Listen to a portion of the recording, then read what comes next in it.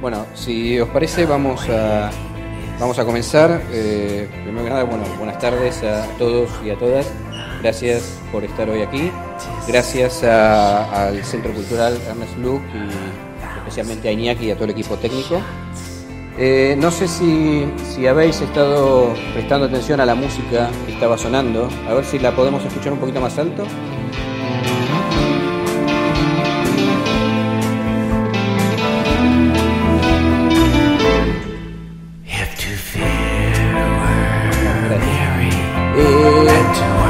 A ver, esta música, en general se suele decir que los científicos hacemos cosas raras, pero muchas veces no tenéis ni idea de las cosas raras que suelen hacer los científicos. Y en general no son más raras que las que puede hacer el resto de la gente, ¿no? Por ejemplo, esto que estamos escuchando, esta banda de rock, está compuesta por 4 neurocientíficos, así como hoy. Son 2 hombres y 2 mujeres que son una especie de Dr. Jekyll y Mr. Hyde, ¿no? Durante el día investigan neurociencia, tratan de comprender cómo es el funcionamiento del cerebro, y durante la noche cogen las guitarras y salen a tocar y dan conciertos por ahí, y han grabado varios discos, y no son malos, no suenan mal. Y de hecho este tema que estamos escuchando pertenece a un disco que se llama The Theory of My Mind, la teoría de mi mente, ¿no? Y en esos temas este grupo lo que hace es explicar o mostrar diversos aspectos del funcionamiento del cerebro. Y bueno, eso es un poco lo que vamos a tratar de dilucidar hoy en este coloquio sobre literatura y neurociencia. Y me parecía que este tema, que también era una sorpresa para Nicola y para Luisa, podía ser un poco el marco ideal para comenzar esta charla. Bueno, mi nombre es Gustavo Schwartz, soy físico, investigador, escritor. Y digamos que como no soy ni tan buen investigador como Nicola, ni escribo tan bien como Luisa, entonces decidí buscar una zona ahí a mitad de camino entre literatura y ciencia. Me sitúo un poco en esa zona fronteriza. Y en realidad es una posición un poco de privilegio, ¿no? Porque cuando estoy con mis colegas científicos están convencidos que yo sé mogollón de literatura, y cuando estoy con los escritores están convencidos que soy un genio de la ciencia, y eso me levanta un poco el ego y nunca viene mal. Pero bueno, también tiene otras ventajas, que es, por ejemplo, participar en este tipo de coloquios, y fundamentalmente yo creo que la principal ventaja es que me permite rodearme de gente muy interesante y gente que realmente sabe mucho más que yo, tanto de ciencia como de literatura, como es el caso de Nicola Molinaro y de Luisa Echenique.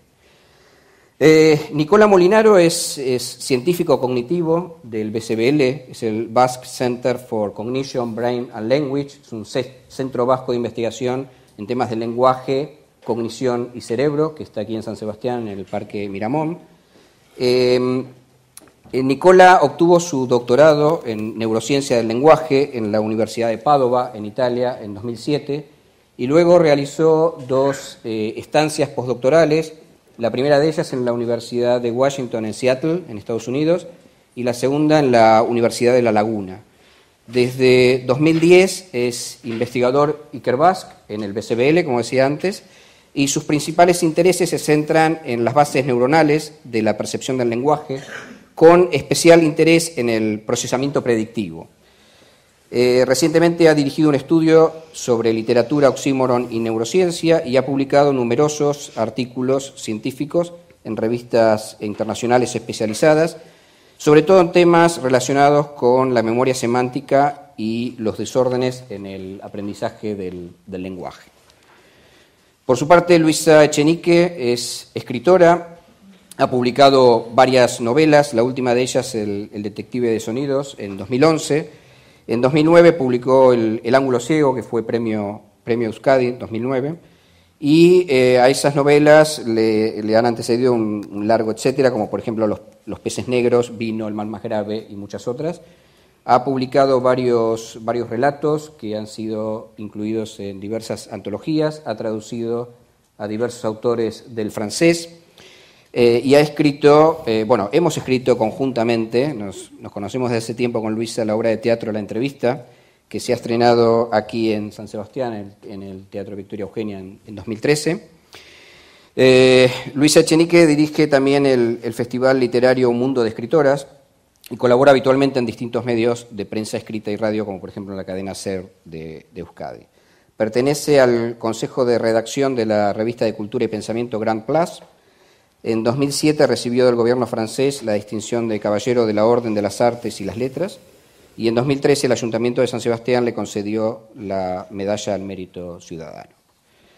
Bueno, hechas las presentaciones, vamos a comenzar formalmente con el coloquio. Un poco la dinámica es, vamos a básicamente destinar un tiempo a presentar el tema, a calentar un poco el ambiente, a ver si nos peleamos un poco entre nosotros también.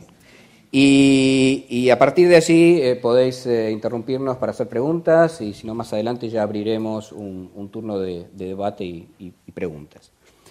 Mientras preparaba este coloquio, le estuve dando vueltas, bueno, a qué temas abordar, porque el tema literatura y neurociencia es un tema muy amplio, da para varias semanas de coloquio.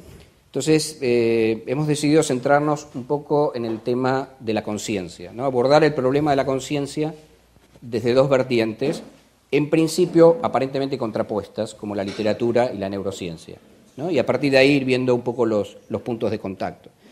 Entonces, era necesario partir desde algún sitio para comenzar a hablar de la conciencia desde la literatura y desde la neurociencia, y había pensado que quizás el episodio de la Magdalena de Proust podía ser un buen comienzo, como vínculo entre el mundo y la conciencia, ¿no? Entre lo externo y lo interno. Entonces, si os parece, vamos a comenzar por ahí. Os voy a pedir primero a Luisa que nos recuerdes brevemente un poco el episodio de la Magdalena de Proust y cuál es la relevancia, ¿no? Desde un punto de vista literario.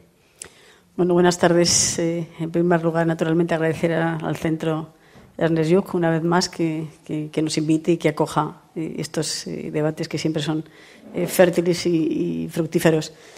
Y también a Gustavo Schwartz, que, como ha dicho, desde esa zona intermedia siempre se le ocurren mestizajes y agitaciones varias que también, y lo sé por lo que he podido participar hasta ahora, siempre son, insisto, muy, muy fértiles. La Magdalena de Proust es probablemente uno de los episodios más conocidos de la literatura, ¿no?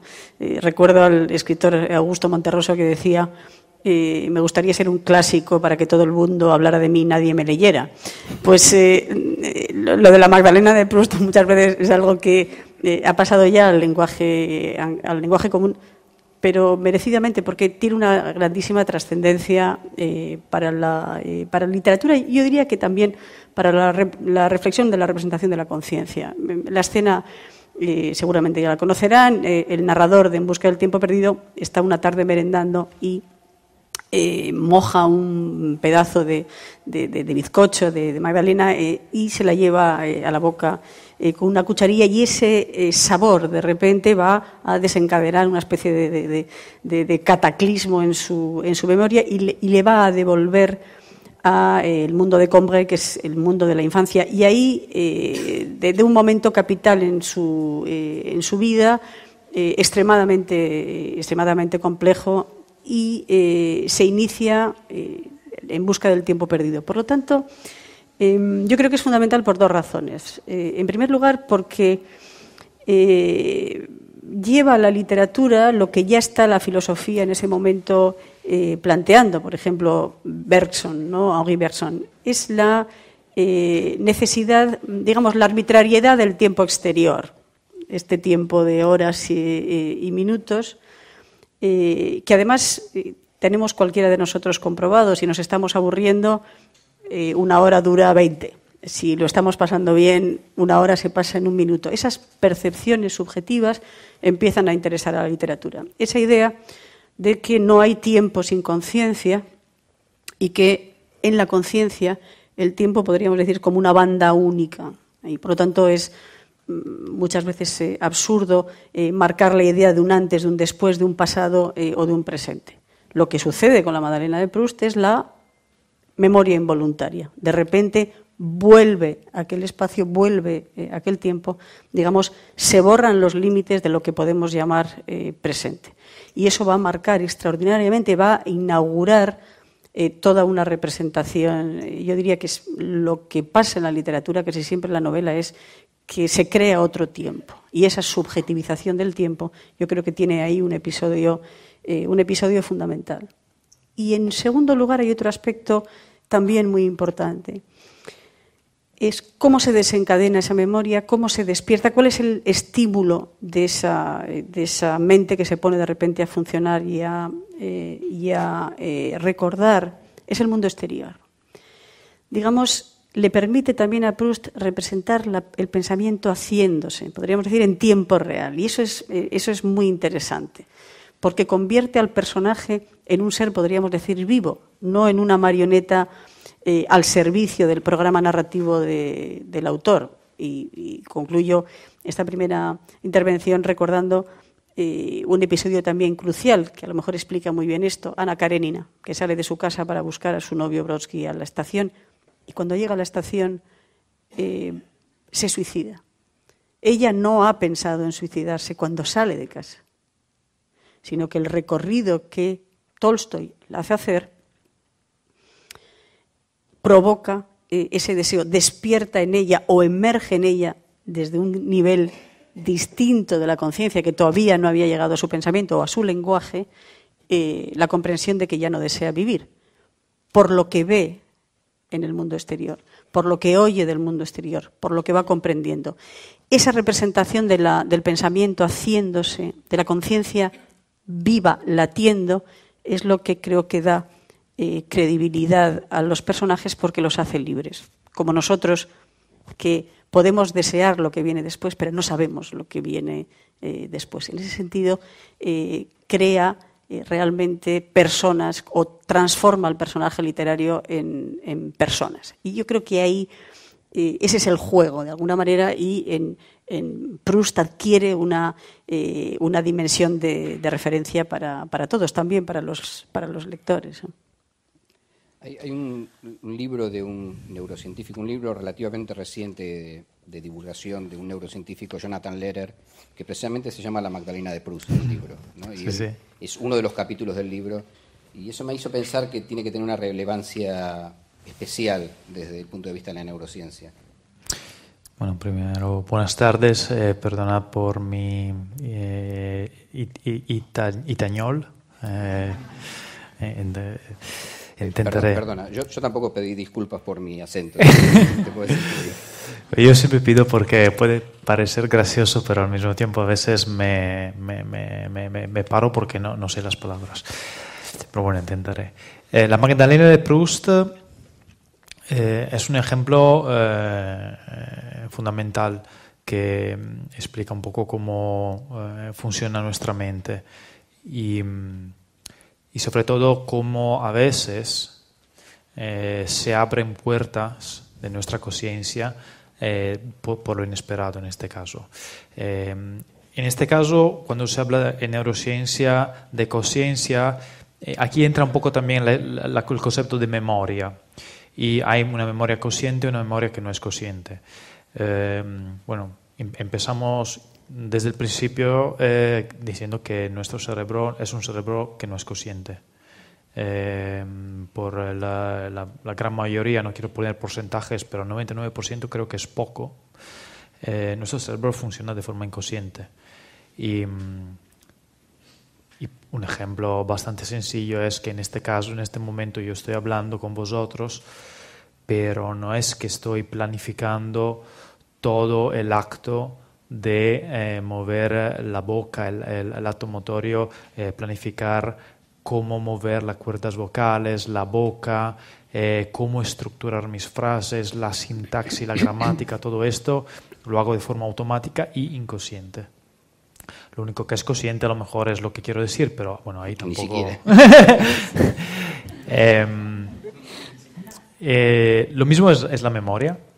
Es impresionante cómo al final nuestras memorias parece que están en un cajón almacenadas, y hay muchísima información almacenada ahí que determina lo que somos nosotros, y toda esa información podemos acceder a ella cuando queremos, o a veces no, O a veces hay informaciones que están perdidas y ya no podemos acceder voluntariamente hasta el momento donde llega una Magdalena que activa un circuito cerebral que a lo mejor estaba durmiente desde muchos años y entonces vuelve a reanudarse la memoria, el recuerdo de algo, que vuelve a ser consciente.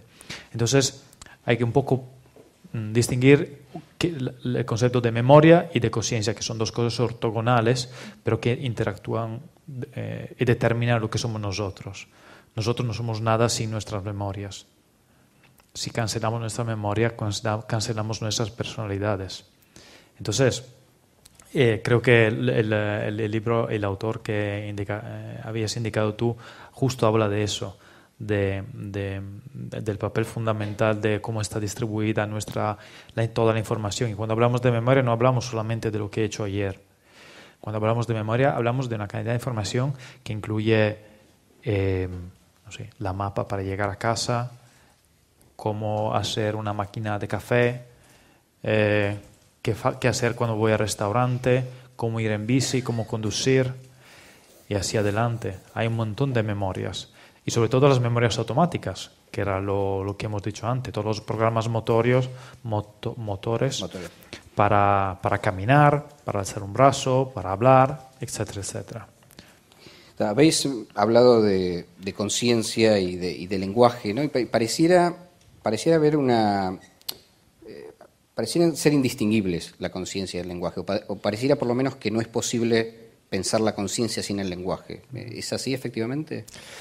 Ahí abres una puerta, un pequeño defecto de la investigación. Hay investigación hoy en día sobre lo que es conciencia. Y bueno, he llevado un par de artículos que hacen una revisión sobre el tema. Pero bueno, para atacar directamente el tema del lenguaje, hay un círculo que es el problema de Sapir-Whorf, que siempre de alguna forma nosotros tratamos, y es como alguien que nos toca y dice, oye, acuérdate de eso. Y es el hecho que, como el huevo a la gallina, no se sabe si hay pensamiento sin lenguaje o lenguaje sin pensamiento. Aún a veces cuando escuchamos los políticos puede ser que... Pero normalmente la lógica, todas las lógicas clásicamente son lógicas proposicionales. O sea, nuestra forma de hacer cálculos matemáticos se apoya muchísimo sobre el lenguaje. Y cuando además hablamos de memoria, hay una correlación muy fuerte entre las primeras memorias desde que tenemos desde pequeños y los primeros momentos donde empezamos a aprender el lenguaje. Entonces parece que el lenguaje de alguna forma es una áncora donde nos apoyamos para interpretar, para pensar y sobre todo para metapensar, para pensar sobre nosotros, que es lo que es determinado. Sí, digamos que es uno de los anclajes fuertes de la conciencia. Es un anclaje muy fuerte y muy flexible. Es curioso, digamos, que de alguna manera el problema de la conciencia se ha comenzado a abordar de manera simultánea desde la literatura y desde la ciencia hacia fines del siglo XIX, ¿no? Al mismo tiempo que Freud comenzaba a investigar el problema del inconsciente, autores de la talla de Joyce o de Virginia Woolf de alguna manera iniciaban su propia exploración de los vínculos entre nuestro lenguaje interior y la conciencia. ¿Qué nos dicen, Luisa, esos textos de Joyce y de Woolf, como, no sé, el Ulises o la señora Dalloway, acerca de la conciencia y cómo y por qué estos autores representaban la conciencia de la manera en que lo hacían? Digamos que en el momento en que ya están Joyce y Virginia Woolf trabajando, ya está también la revolución que constituye Freud, por ejemplo, es decir, la idea de el subconsciente, es decir, como el antes de ese pensamiento ya articulado que podemos, de algún modo, recoger con una cierta fiabilidad.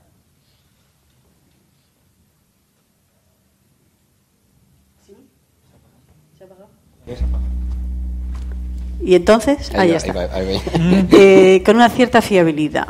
Yo siempre pongo un ejemplo. No, se apagó otra vez. Yo siempre pongo un ejemplo muy sencillo. Voy a intentar hablar. Un ejemplo muy sencillo. Es, imaginaos alguien que dijera voy a escribir un tratado sobre la levedad y escribiera un volumen de 800 páginas. ¿No? Hombre, la levedad con 800 no podías haberlo desplazado un poco, como diría Macedonio Fernández. Es lo mismo. La idea es cómo a través del lenguaje y de la escritura representar los procesos mentales con esa extrema agilidad que tiene el pensamiento. Sobre todo si ya te vas muy atrás, te vas casi a ese momento en el que el subconsciente irrumpe, pega la puerta y entra. En ese sentido, hacía falta una técnica de representación de eso, con una sintaxis no muy articulada, tratar, yo diría que no presentar el pensamiento, sino el pensar, ¿no? el flujo de la conciencia. Evidentemente, estos dos autores tienen cada uno proyectos distintos. Quieren hacer eso por razones distintas, pero, por ejemplo, ¿cómo suena esa técnica nueva que Joyce lleva a la literatura, aunque no es el inventor es Dujardin, un escritor francés un poquito anterior. Leo un pequeño fragmento de Tiempo de silencio de Martín Santos, que seguramente es un escritor que conocéis.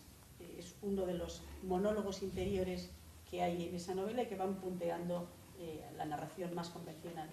Y ella que solo conmigo. Pero ella no estaba... Estrella cuando estuve con ella y me dije, tate cartucho, aquí ha habido tomate. Pero no se lo dije porque no andaba camelándola. Pero había tomate y ella que no, nada, que me lo iba a tragar. El guapo tocándola delante mío y ella por mor de dar celos, tonta. Subí a la chabola y bajé con la navaja. Y miro antes de entrar y ella se había retirado de él. No se dejaba tocar más que delante mío, la tonta. Ya nadie se atreve a darle la cara. Suena así, tenemos la impresión de que está la mente en ebullición. Evidentemente el proyecto de cada uno es distinto. Le interesa a Joyce la idea de la epifanía, la idea de repente en esa especie de magma del pensamiento, de ese pensamiento que no para, de repente una imagen o algo que se retiene y que ¡pum!, supone un estallido de luz de conocimiento. Es lo que él llama la epifanía. Algo que va a cambiar la experiencia del individuo de manera radical. Para eso, para ese instante, podríamos decir que necesita todos los instantes, ¿no? Necesita el pajar de la mente para que aparezca la aguja exquisita que va a determinar eso. De algún modo, esa verbalización, a veces excesiva, de la mente en Joyce, es para eso, es ese pajar del pensamiento en el que de repente hay algo que ¡pum!, y se establece ahí un conocimiento, es decir, una articulación distinta, una experiencia. El caso de Virginia Woolf es diferente, técnicamente también se va a representar igual, con una sintaxis mínima, hecha de asociaciones que parecen espontáneas, pero evidentemente están bien articuladas. Pero en el caso de Virginia Woolf es para representar la mente dialógica, para representar al ser humano como un ser en conflicto, en guerra civil, podríamos decir, consigo mismo. Porque a Virginia Woolf le interesa la conciencia en las dos acepciones, también lo que entendemos por conciencia moral, ¿no? Tener conciencia. Y en ese sentido, esa guerra civil del pensamiento es esa intimidad profunda en la que estamos hablando, así podríamos decir, antes de cualquier enunciado presentable, me atrevo a decir.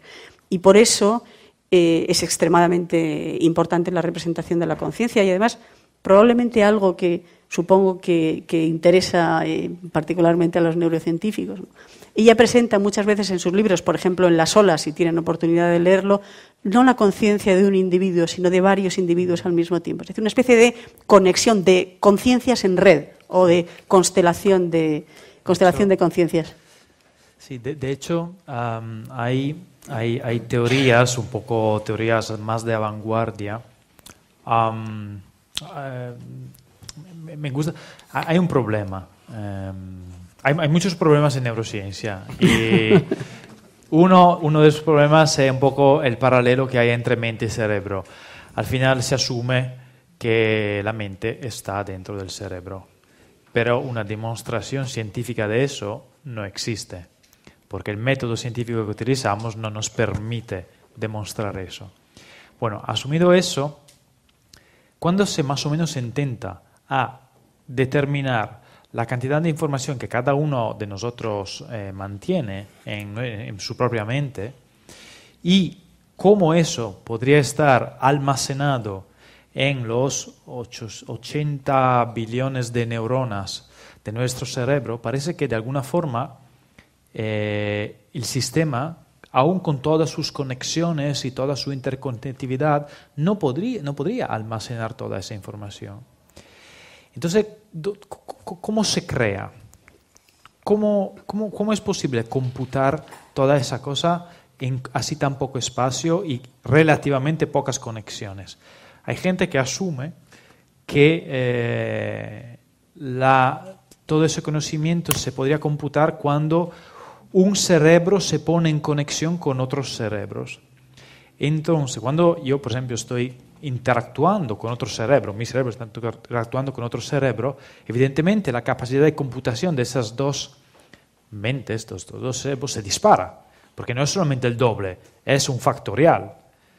Entonces, claro, un poco va por ahí la idea que la interacción al final juega un papel muy fundamental en nuestra memoria, en la reactivación de las memorias, a lo mejor dormientes, y a lo mejor en nuestra toma de conciencia. Quería hacer una acotación. Digamos, a partir de lo que comentabas, Luisa, yo entiendo que de alguna manera Joyce desarrollaba más la conciencia individual y Virginia Woolf un poco más la conciencia colectiva, de alguna manera, ¿no? Sí, y de todas maneras Virginia Woolf tenía un pensamiento más político. Digamos, Joyce es un gran revolucionador de la forma, pero en su pensamiento es un hombre, podríamos decir, conservador. Virginia Woolf no.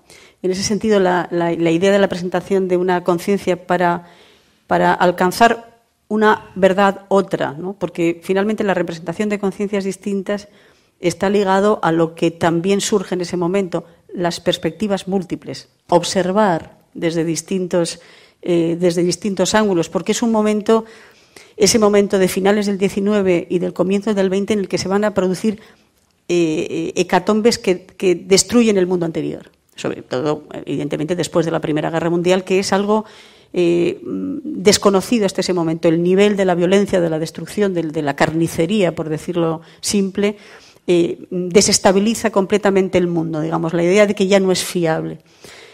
Por lo tanto, ya no hay verdades absolutas. Eso va a tener una relevancia impresionante en la literatura. Para empezar, cargarse al narrador omnisciente, es decir, el que todo lo puede saber y de algún modo estabilizar. Entonces, la presentación también para Virginia Woolf de perspectivas distintas, de voces distintas, de conciencias distintas, es una manera de situarse en esa imposibilidad de una verdad única y yo diría de una réplica constante a una realidad que se ha vuelto insoportable, ¿no? Claro, pues eso me lleva un poco a la cuestión de si es posible la conciencia individual, ¿no? Si una persona única en un entorno donde no hay otras personas puede desarrollar una conciencia, ¿no?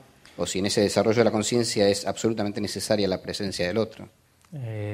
Bueno, aparte, olvidándonos de clásicos de la literatura, estudios con niños ciegos, por ejemplo, o con niños que han recibido por cuestiones de alguna enfermedad de privaciones sensoriales, evidentemente determinan problemas traumáticos desde el punto de vista también cerebral, que parece que la morfología cerebral está completamente destrozada, llamámoslo así, no es un término técnico.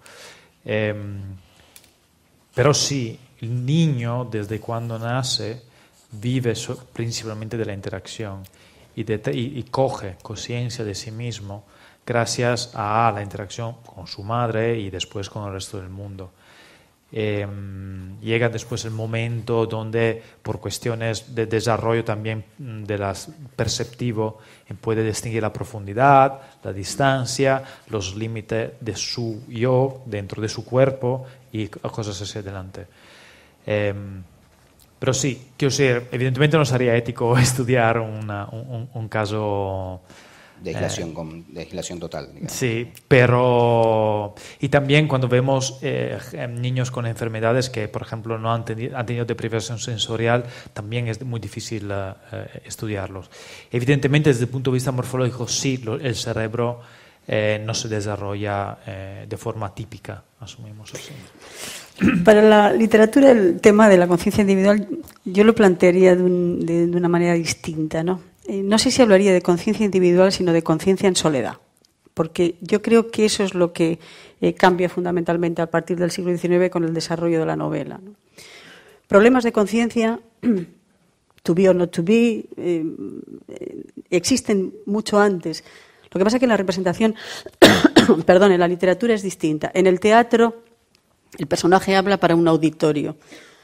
En algunas novelas o en obras fundamentales, pero anteriores, como por ejemplo El Quijote, se establece un diálogo real entre dos personajes. De algún modo, ese diálogo, Cervantes crea una pareja, la primera pareja importante de la literatura, precisamente para que se vaya estableciendo una especie de dialogismo, de dialéctica en la representación de las ideas, del pensamiento, del mundo imaginario, etcétera, ¿no?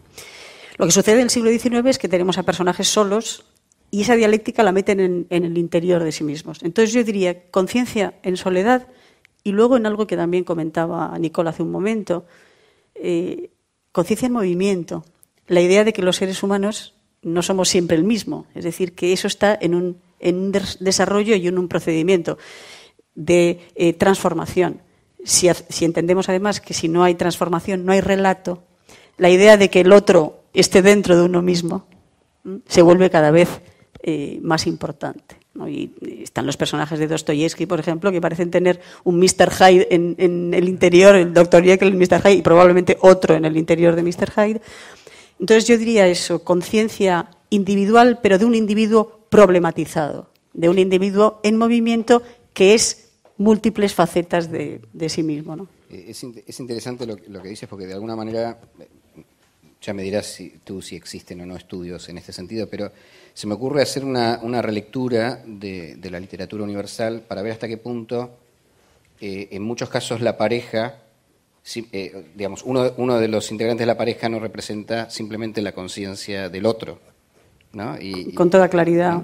Con toda claridad, y lo que sucede es que llega un momento en que ya eso no es necesario porque la novela se desarrolla y empieza a tener instrumentos también para representar los procesos mentales y esas dialécticas, eso que llamo yo esas guerras civiles del individuo, se hacen hacia el interior, pero las propuestas, digamos, en diálogo, en dialéctica, están en todo, el escudero y el caballero, la idea de que va a haber un otro, y además en algunos casos es extremadamente interesante, en representaciones extremas de la conciencia, por ejemplo, lo que podríamos llamar, aunque en literatura siempre es problemático eso, porque el loco es el lúcido, a veces con una lucidez mayor.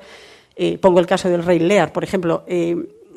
Lear comete una tontería, divide su reino, se confunde en la comprensión de quiénes son sus hijas verdaderamente y provoca el desastre y enloquece o pierde momentáneamente el control de sus pensamientos.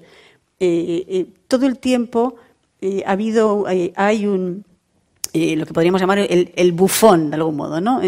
Se contrarresta la locura de Lear con la lucidez de ese bufón que va. Cuando Lear recupera la razón, el bufón desaparece. Es decir, ya no es necesario ese contrapunto.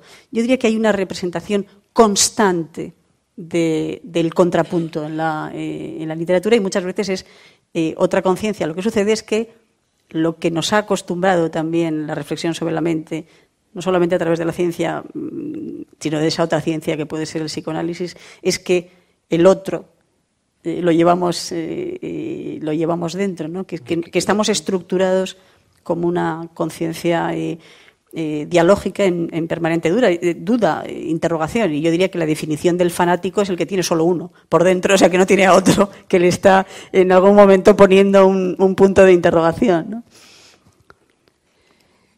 A ver, yo diría que llevamos 20 minutos hablando de la conciencia y aún no hemos definido la conciencia, ¿no? En general, a ver, siempre me acuerdo, hay una frase de Julio Cortázar que decía que la definición de una cosa mata a la cosa definida, ¿no? Es como que, pero en ciencia es como que es necesario definir, o pareciera ser necesario definir las cosas que uno quiere estudiar. Entonces, ¿es posible definir la conciencia? ¿Tenemos que hablar de varias conciencias? Sí, hay que definirla, hay que asumir algo, ¿no? Porque si no, no podemos estudiar algo. En general, en ciencia, pues, se estudia la conciencia por cuestiones, normalmente en neurociencia, para cuestiones clínicas, por ejemplo, con gente en anestesia o gente en coma, para saber si estas personas son conscientes o no, aún ellas no pueden expresarse o interactuar con el mundo externo. Entonces, la definición es más tener conciencia de sí mismo. Si yo me doy cuenta de lo que está pasando dentro de mí mismo, ¿no? En ese caso se habla de umbral. La gran mayoría de los estudios que para nosotros ya son clásicos se basan sobre el análisis de presentaciones de estímulos subliminales, ¿no? Bajo del umbral de la conciencia. Cuando tú presentas un estímulo muy rápido, había un ejemplo en los años 80, creo, de la publicidad de la Coca-Cola, que ponía un fotograma de algo de comprar armas, algo así, ¿no? Pues yo creo que en neurociencia un buen 40% de los investigadores trabajan y comen gracias a estos efectos. Estos efectos son bastante fuertes y un estímulo que se presenta justo bajo el umbral de la conciencia tiene un efecto muy fuerte dentro de nuestra forma de pensar. No estamos hablando solamente yo he visto o no he visto algo. Estamos hablando de capacidades superiores. Por ejemplo, si yo presento una palabra y muy rápidamente que precede otra palabra que es del mismo campo semántico, una tarea hecha en la segunda palabra, donde hay que hacer la tarea, va a ser mucho más rápida comparado a una condición de control. Entonces, si yo presento gato por 20 milisegundos y después te presento perro, tú tienes que decirme si es un animal, tú vas a contestar que es un animal mucho más rápido si antes había la palabra gato. Entonces, hay una influencia a nivel semántico, de significado. Pero no solo eso, hay muchos estudios que se está enseñando que influencia nuestra toma de decisión, que es la habilidad más alta, si queremos, ¿no? O sea, yo decido si hoy tomar té o café, pues estímulos subliminales influencian potentemente mi toma de decisión. Entonces, en este punto, la pregunta es, ¿dónde está la conciencia?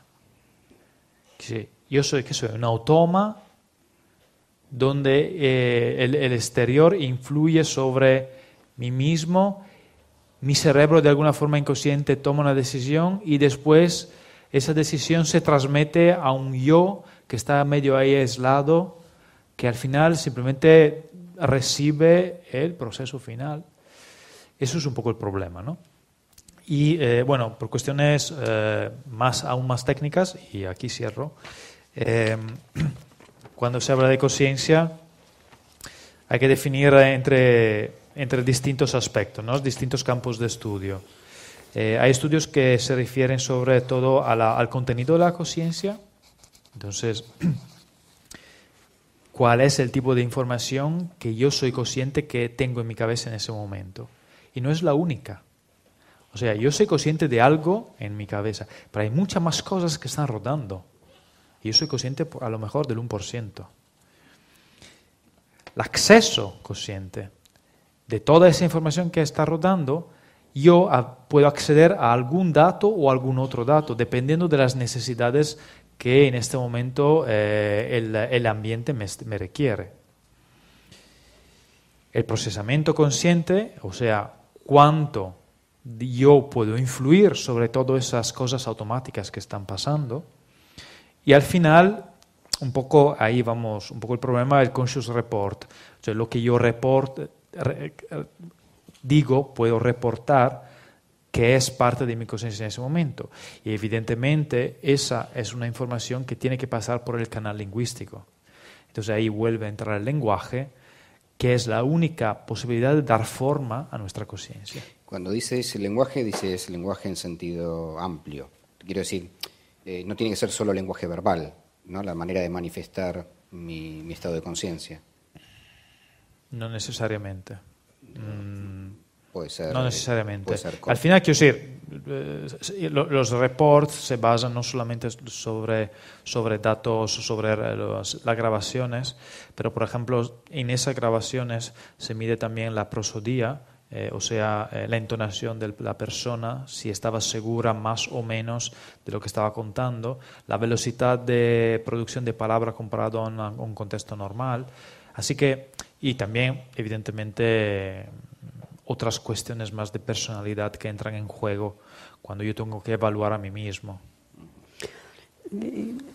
La conciencia, no sé, a mí me parece muy interesante lo que dice Nicola, y además esa pregunta, ¿no? ¿Dónde está la conciencia? Que me imagino que la ubicación es una interrogación siempre de la ciencia. Yo recuerdo una vez una visita al lugar, el teatro anatómico en la Universidad de Bolonia, ¿no? Las mesas donde se hacían las disecciones, y me imaginaba la curiosidad que tenían aquellos científicos que abrían el cuerpo humano para conocerlo, pensando que además dentro del cuerpo estaba el alma, ¿no?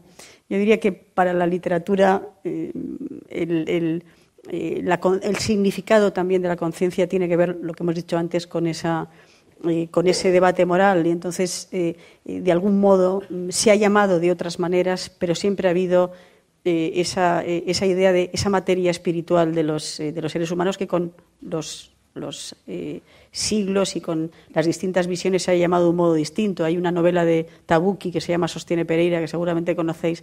En un momento determinado uno de los personajes dice: antes la gente tenía alma, ahora tiene inconsciente, ¿no? Bueno, un poco por ahí, pero en lo que dice Nicola de dónde está la conciencia, yo creo que la interrogación fundamental de la literatura es, no sé si dónde está la conciencia, sino qué hay dentro de la conciencia, qué alberga la conciencia. Y sin duda alberga la libertad, es decir, la capacidad del individuo, y además cada vez más, ese es el personaje moderno, de crear su propia vida y de no ser, podríamos decir, juguete del destino o de determinismos que vienen del exterior. Yo diría que qué hay en la conciencia sería la interrogación fundamental de la literatura, ¿no? Entonces, que daría la impresión de que la definición de la conciencia va cambiando con el tiempo en función de lo que vamos conociendo, ¿no? Antes, como que la conciencia estaba más asociada con el alma y ahora dices con la libertad. Entonces, como que de alguna manera lo vamos redefiniendo permanentemente. Claro, pero es que ese es el cambio fundamental y que ha alterado todo el panorama literario. No es lo mismo los personajes clásicos que no cuestionaban la idea de los dioses, es decir, o de los oráculos, de algo que escribía el destino de los hombres, en esa pugna entre la libertad y el determinismo, el destino, y poco a poco llegamos a la gran revolución del siglo XIX, que es que empezamos a empieza la literatura a representar hombres sin Dios, seres humanos sin Dios.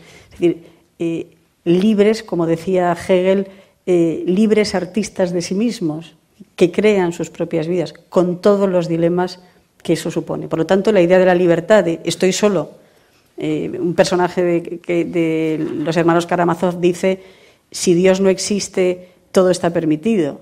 Claro, pero si Dios no existe, todo está prohibido también. ¿Quién lo decide? Uno mismo. En ese sentido, llamamos de manera distinta a las cosas, pero no es lo mismo el alma de un ser humano solo o la conciencia de un ser humano solo, que tiene que establecer su propio código de vida, que el de un ser humano que de alguna manera acepta en forma de mandamiento, o en forma de oráculo, o en forma de lo que sea, un determinismo exterior. Yo creo que esa es la gran diferencia sería la representación de la conciencia en el personaje moderno, como en el ser humano como en el ser humano moderno. Y eso es lo que cambia, y por eso esa dialéctica interior. Antes no, los personajes clásicos no tenían necesidad de, como los personajes bíblicos, no hablaban consigo mismo, hablaban con Dios. Digamos, ahí estaba el baremo, ¿no? Digamos, el bien o el mal, lo he hecho bien, lo he hecho mal. Es como si no fuera necesario ese conflicto interno, esa decisión interior, porque estaba resuelto de otro modo. A medida que van desapareciendo los dioses múltiples, entra en juego una intimidad, podríamos decir, de la conciencia insólita, que es lo que determina todos estos cambios en la representación, que son siempre técnicos. Ningún avance en visión en la literatura se puede consolidar si no hay una herramienta técnica para que eso suceda, ¿no? Bien. Bueno, dado que no nos ponemos de acuerdo en la definición de la conciencia, yo propongo pasar a otro tema que es, intentemos ver si nos ponemos de acuerdo en la manera de abordar el estudio de la conciencia, ¿no? Hay una frase de Noam Chomsky, es un lingüista estadounidense, es uno de los intelectuales vivos más relevantes, y Chomsky dice: es muy posible que siempre podamos aprender más sobre la vida y la personalidad humanas de las novelas que de la psicología científica. Entonces te quería preguntar, Luisa, ¿qué ventajas crees que presenta la novela frente al discurso científico a la hora de intentar comprender ciertas cuestiones complejas como es el caso de la conciencia, ¿no? Si efectivamente el discurso literario presenta una densidad que la ciencia no puede dar de momento. Pues igual os va a extrañar que hablando de personajes de papel lo diga, pero yo creo que es la carnalidad. La literatura no representa situaciones o hechos, representa seres de carne y hueso, con la experiencia de las cosas y por lo tanto con las emociones. Permite una conjunción extraordinaria entre el sentir, el pensar, la emoción, la abstracción, la concreción. Luego además, cuando representas en situaciones, podríamos decir, con la plasticidad de las escenas en tiempo real, digamos, conciencias que laten. En ese sentido, la comunicabilidad de las cosas es extraordinaria. También algo que me parece extremadamente importante es que a la literatura no le importa la verdad, o no como le puede importar a la ciencia o como le puede importar a la historia. Es otra forma de verdad, es una verdad siempre interrogativa, ¿no? Siempre en movimiento. Y yo creo que eso es lo que hace, ¿no? Leer un tratado de historia o leer cualquier informe científico, de algún modo te hace comprender, es una comunicación intelectual, apela a algo, mientras que en la literatura es una especie de inmersión en la que la comprensión y podríamos decir la cercanía experiencial es mucho mayor, es total. Y además hay otra cuestión, el arte está constantemente reflexionando sobre su forma y por lo tanto va a, podríamos decir, actualizar constantemente los mecanismos de su expresividad. Es en ese sentido, podríamos decir, la mejor manera de decir algo. Y en esa renovación busca constantemente que el impacto sea lo más contundente posible, ¿no? Hay una frase de Kafka que se dice también mucho, que un buen cuento tiene que ser como un hacha para el mar de hielo que hay en nuestro interior. Él está hablando de la conmoción, podríamos decir, de transformación, pero la figura del hacha es muy clara. Utiliza la palabra hacha porque dice el impacto que tiene que tener tiene que ser así de fuerte. Y esa reflexión sobre la forma de que el contenido sea un hacha en su expresividad, yo creo que eso hace también la eficacia del arte, ¿no? Una cosita. A mí me gusta mucho subrayar un punto fundamental. Porque claro, hoy en día se pierde esta espiritualidad, ¿no? Que los jóvenes, yo qué sé, o no, a lo mejor también nosotros aquí en esta sala. ¿Y por qué? La ciencia nos lo va a explicar todo. El método científico nunca podrá explicar por qué pasan las cosas. Porque el método científico, por cómo está hecho, explica cómo pasan las cosas. Sí, nosotros estudiamos, nosotros contestamos la respuesta cómo, no la respuesta por qué. La respuesta por qué es de otro campus. Y al final es la pregunta que más nos afecta en cada día a nosotros. ¿Por qué me ha pasado esto? ¿Por qué? El método científico te explicará simplemente la ley física, la intención, a lo mejor hasta las neuronas del tío que ha causado una reacción pero está siempre un cómo. La causa última no es un interés de la ciencia. Sí, o del método científico. No, incluso probablemente sea un problema lingüístico el por qué. O sea, quizás sea una pregunta que viene mal formulada desde... Pero bueno, eso es otro debate. Pero es esa materia interrogativa. Yo creo que los escenarios del arte y de la literatura en particular, porque puede llegar muy lejos como el lenguaje, es constantemente esa interrogación, ¿no? Incluso, vuelvo a citar a Kafka, ¿no? El escritor es a veces un reloj que adelanta, esa idea de colocarse antes de algunas cosas, en algo que creo que, y me contradirá si es así, si no es así, Nicola, y tú mismo, pero tú y yo lo hemos visto en nuestro trabajo conjunto, ¿no?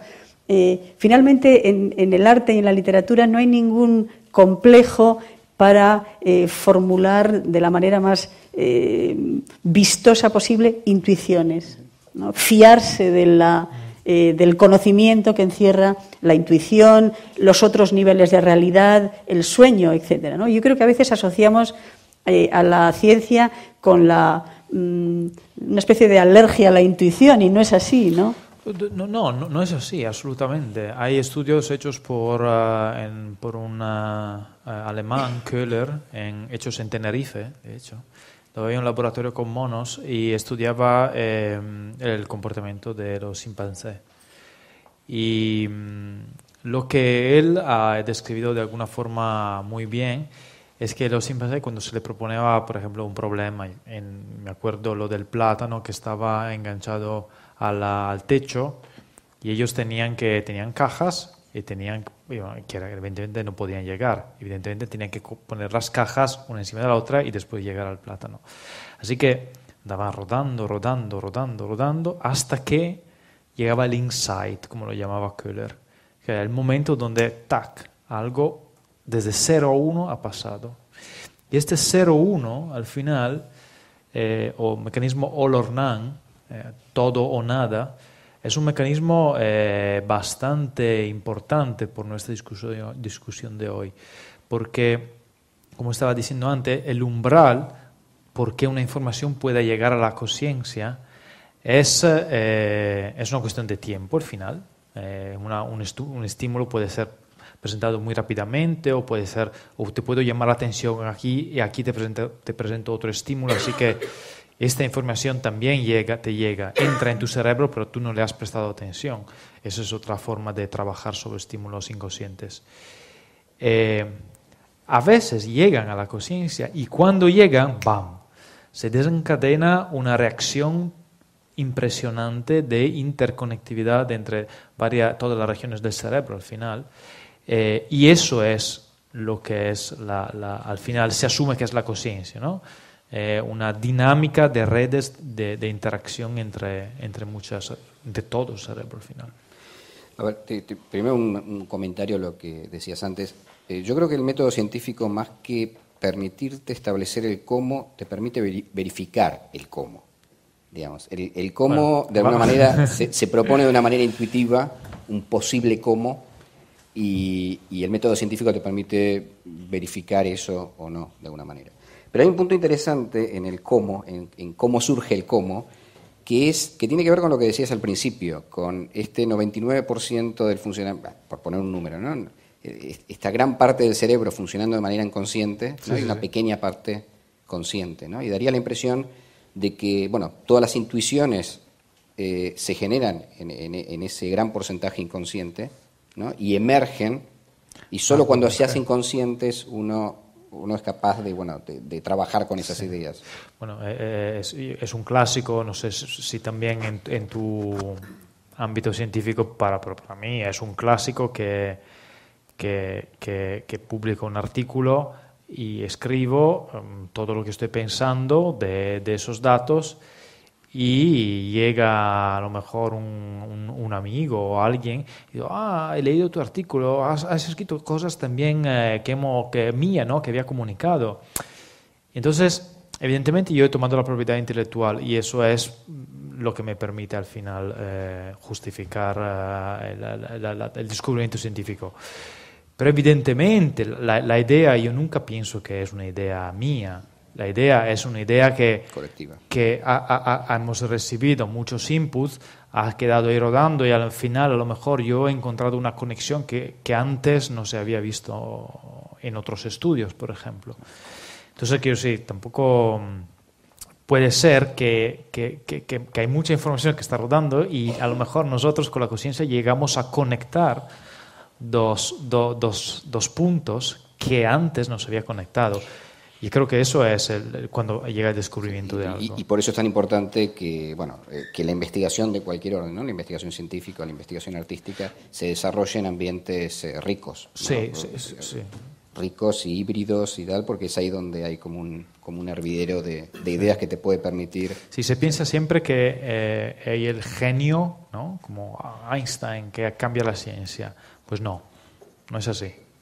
La ciencia es interacción. Es trabajo de equipo, un buen equipo desarrollado donde fluye información.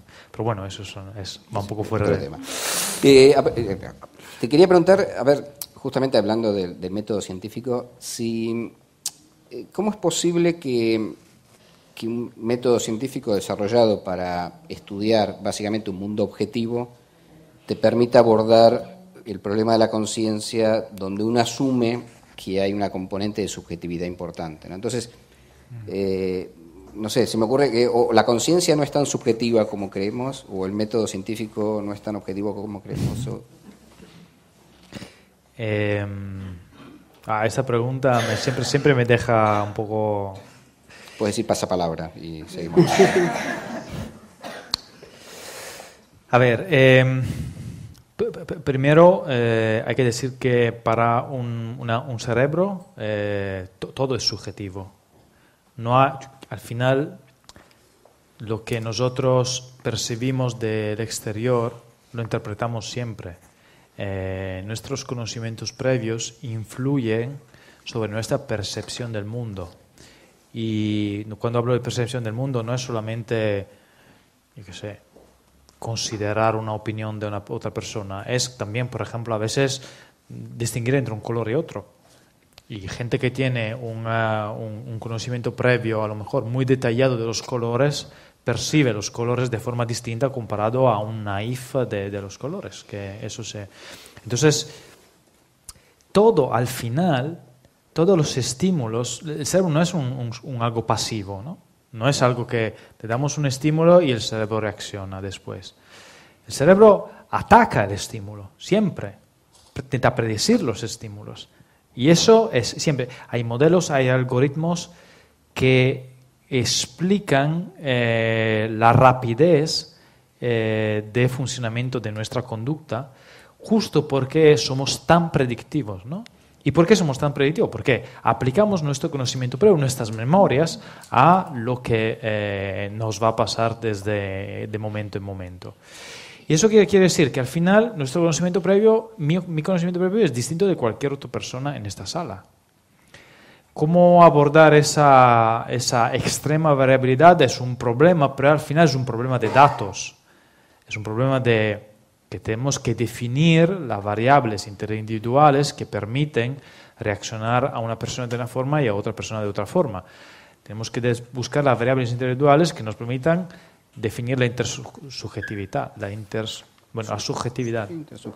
Y eso es un tema que ahora es crítico, porque hemos jugado 20 años con los cerebros, hemos sacado imágenes súper bonitas que nos gustan, salen en National Geographic, salen muy interesante y todo eso.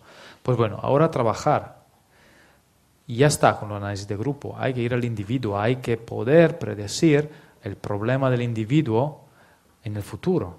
dado un cerebro, dado un estado, dada una reacción, unas características de esa persona, hay que poder predecir cómo se desarrollará o cómo potencialmente, evidentemente el ambiente tiene una influencia fundamental. La verdad que es un tema que a mí personalmente me apasiona y me quedaría toda la noche conversando, pero bueno, yo propongo 2 preguntas finales como para terminar esta primera parte del coloquio y ya después abrir el turno de preguntas, y si no hay preguntas nosotros seguimos conversando tranquilamente.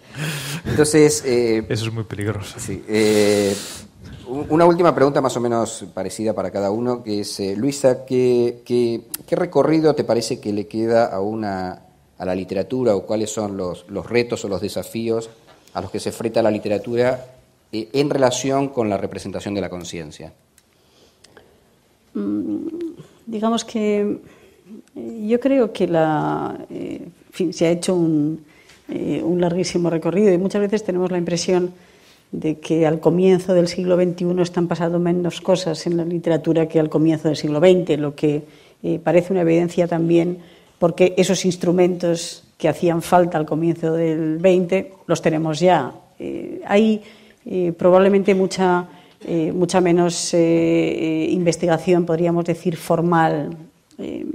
Es posible también que la literatura haya perdido una forma de ambición en el conocimiento individual, subjetivo, o coloque ese conocimiento subjetivo, yo diría que en dinámicas más colectivas, por decirlo de un modo simple, más político, ¿no? más en la relación con la realidad, etc. A mí hay un tema que me sigue pareciendo interesante y que todavía la literatura, podríamos decir, está muy verde porque es muy difícil trasladarlo al lenguaje, es la representación de las nuevas identidades, por ejemplo, las nuevas identidades sexuales, la cuestión del género.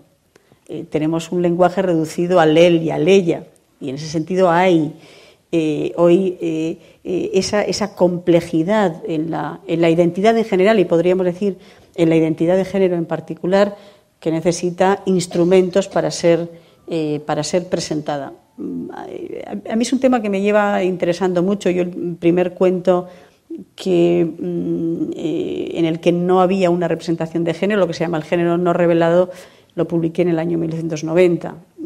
Después he hecho otras cosas. Es que es muy difícil representar a un personaje, hacerle actuar, hablar, etcétera, sin que el lector sepa si es un hombre o una mujer. Insisto, porque el trazo, la huella del género es muy palpable en el lenguaje, y a veces borrarlo implica casi falsificar el estilo, ¿no? Se vuelve. Pero yo diría que uno de los retos puede ser abrirse a una representación de una identidad más compleja, en la que las fronteras o las categorías no sean las mismas. Yo creo que ese es un gran reto. El otro, digamos, esas subjetividades que escapan a ese suelo más o menos estable en el que hemos ido funcionando. La segunda tiene que ver con una preocupación, no sé si va a ser un reto de la literatura. En cualquier caso, a mí sí me parece que puede ser en un determinado momento una transformación.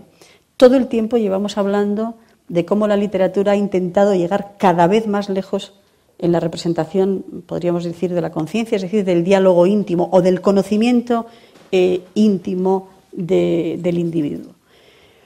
Y en ese sentido, la literatura ha hecho algo que es como, al mismo tiempo, representar el pensamiento de una manera muy ágil, pero ralentizar la meditación, ¿no? Digamos, esos individuos de Joyce, de Proust, etcétera, eran seres que pensaban largamente las cosas y que además lo pensaban y vivían o se representaban como individuos en lo que podríamos decir el espacio íntimo.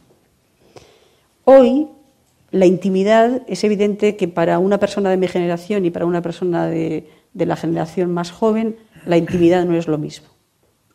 Ese jardín secreto en el que gente de mi generación sigue entendiendo que reside la democracia, la protección del individuo en la democracia, está desapareciendo. Por decirlo simple, creo que las nuevas generaciones son generaciones sin intimidad, que abren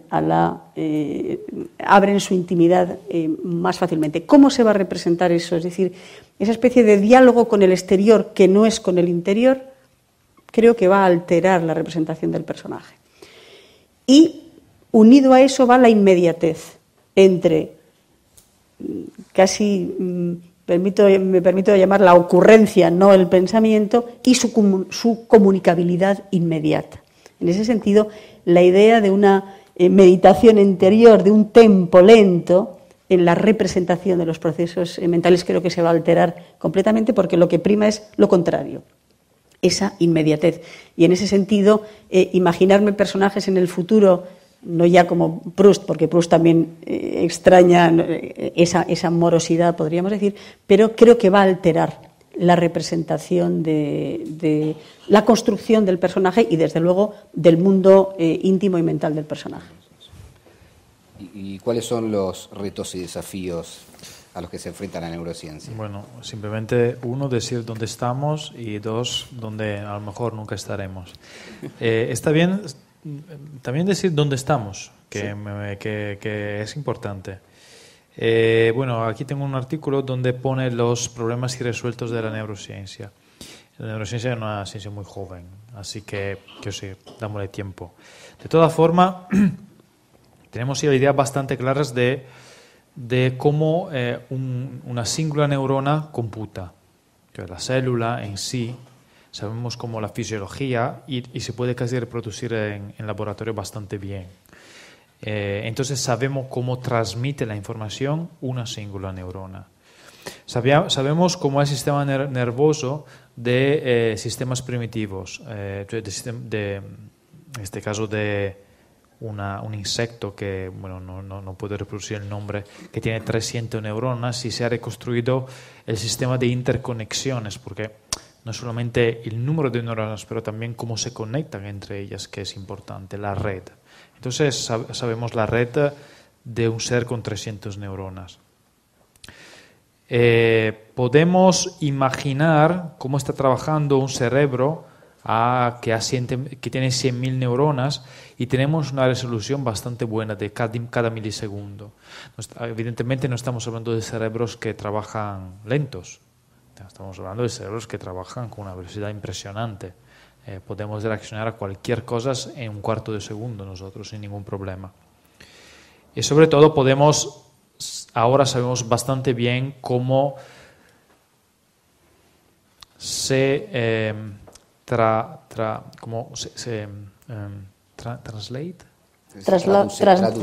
¿Cómo se traduce? ¿Cómo se traduce? Muchas gracias. ¿Cómo se traduce la información, la energía del estímulo físico, cómo se traduce en un impulso neuronal? Eso lo sabemos muy bien. Cosas que probablemente no sabremos nunca es cómo computa un cerebro. Al final tenemos tantas conexiones y ese poder computacional, cómo tenemos el modelo del ordenador, pero el modelo del ordenador es un modelo que funciona en sistemas binarios, ¿no? Y eso ha influido un montón en la neurociencia, donde hay corriente abierta, corriente cerrada, 1 o 0. El neurón no es así. El neurón puede modular su potencial de acción, y sobre todo la comunicación entre las dos neuronas es una comunicación química. Entonces ahí hay mediadores químicos muy heterogéneos. ¿Cómo puede ser la conexión tan flexible y generativa? Nosotros, el ser humano sigue generando ideas, sigue testeando nuevas ideas. ¿Cómo puede ser que estos cerebros siguen todavía produciendo y siguen mejorándose a sí mismos? Eso es una cosa que casi da miedo. Y al final, ¿cómo emerge la conciencia de todo eso? O sea, al final, ¿cuál es la relación directa entre cerebro y mente? Esas son preguntas que nos están inspirando, evidentemente, porque necesita inspirarse, pero a lo mejor no contestaremos nunca. Bueno, como veréis, hay trabajo para varias generaciones, así que si tenéis niños pequeños que hagan neurociencia, que tienen trabajo asegurado por varias generaciones. Y que lean y escriban. Bueno, si os parece, abrimos un turno de preguntas o comentarios o debate. Sí.